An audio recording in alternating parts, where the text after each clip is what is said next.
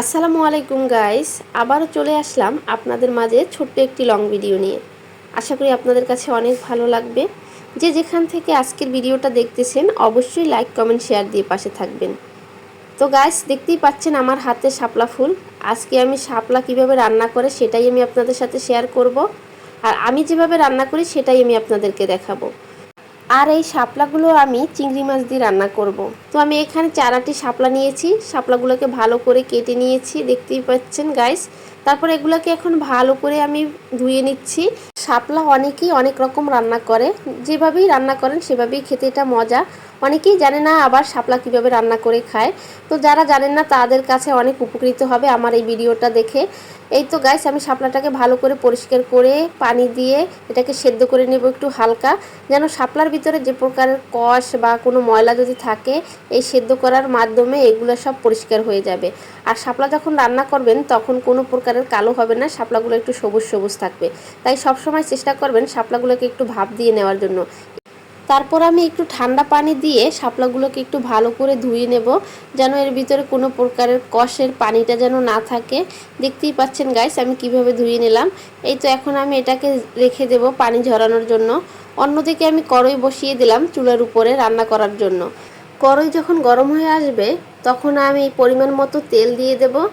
যেহেতু আমি আজকে শাপলা চিংড়ি মাছ দিয়ে রান্না করব, তাই চিংড়ি মাছগুলোকে আমি আগে ধুয়ে কেটে পরিষ্কার করে নিয়েছি। একটু হলুদ আর একটু মরিচের গুঁড়া আর লবণ দিয়ে মেখে নিয়েছিলাম। এখন সেটাকে হালকা আমি একটু তেলে ভেজে নেব। আপনারা চাইলে একসাথে কষিয়েও রান্না করতে পারেন, কিন্তু আমার বাসায় একটু তেলে ভেজে না নিলে খেতে চায় না, মাছের ভিতরে স্বাদ পায় না। তাই আমি সবসময় একটু মাছগুলোকে একটু ভেজে নিই যেন খেতে ভালো লাগে। তাই এই তো গাইস, দেখতেই পাচ্ছেন আমি একটু হালকা তেলের উপরে মাছগুলোকে আগেই ভেজে নিয়েছি। এখন আমি এখানে শুধু পেঁয়াজ বাটা ব্যবহার করেছি, বেশ কিছু পেঁয়াজ বেটে নিয়েছি, সেই পেঁয়াজ বাটাই এখানে দিয়েছি আর পরিমাণ মতো লবণ ব্যবহার করেছি। আমি আজকে শাপলা শুধু পেঁয়াজ বাটা আর চিংড়ি মাছ দিয়েই রান্না করব। শাপলা রান্না করতে গেলে বেশি কিছু মশলার প্রয়োজন হয় না, অল্প উপকরণ দিয়েই শাপলা রান্না করা যায় এবং খেতে তাতে অনেক মজা হয়। তাই আমি এখানে শুধু পেঁয়াজ বাটাটাই ব্যবহার করেছি, আর কোনো মশলা ব্যবহার করব না। এই তো পেঁয়াজটা আমি একটু হালকা ভেজে নেওয়ার পরে এখানে আমি হলুদের গুঁড়া আর মরিচের গুঁড়া ব্যবহার করেছি। তবে এখানে আমি মরিচের গুঁড়া হাফ চামচ এবং হাফ চামচের কম হলুদের গুঁড়া ব্যবহার করেছি, কারণ শাপলায় বেশি হলুদের গুঁড়া বা মরিচের গুঁড়া ব্যবহার করলে শাপলাটা খেতে ভালো লাগে না। তাই অল্প মশলা দিয়ে রান্না করবেন, খেতে অনেক সুস্বাদু হবে। এই তো গাইস, মশলাটাকে আমি ভালো করে কষিয়ে নিয়েছি 2বার, কারণ শাপলা দিলে এটাকে ভালো মতো কষানো যাবে না, কারণ শাপলার ভিতর থেকে অনেক পানি বের হয়। তার জন্য আগেই মশলাটাকে ভালো মতন কষিয়ে নিতে হবে। এই তো মশলা কষানোর পরে আমি এখানে শাপলাগুলো দিয়ে দিয়েছি, দেখতেই পাচ্ছেন গাইস। দিয়ে আমি ভালো করে নেড়ে চেড়ে নিচ্ছি যেন মশলাগুলো শাপলার গায়ে লেগে যায়।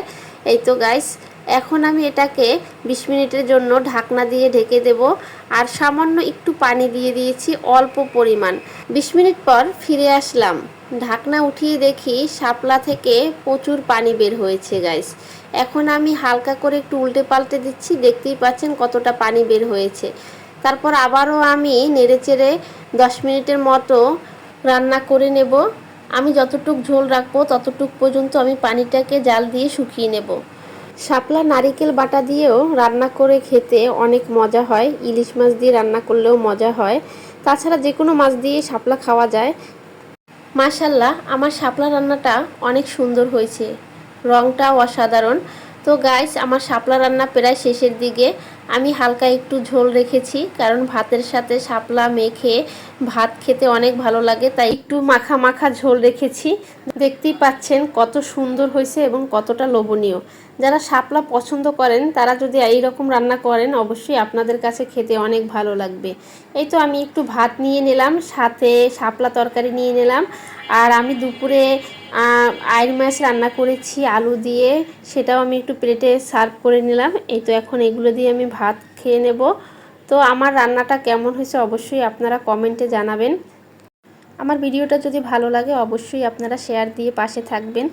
তো এই তো আজকের ভিডিও এই পর্যন্তই, আবার দেখা হবে নেক্সট ভিডিওতে। সেই পর্যন্ত আপনারা সবাই ভালো থাকবেন, সুস্থ থাকবেন, এই কামনাই করছি। আর সবার জন্য অনেক অনেক দোয়া এবং ভালোবাসা।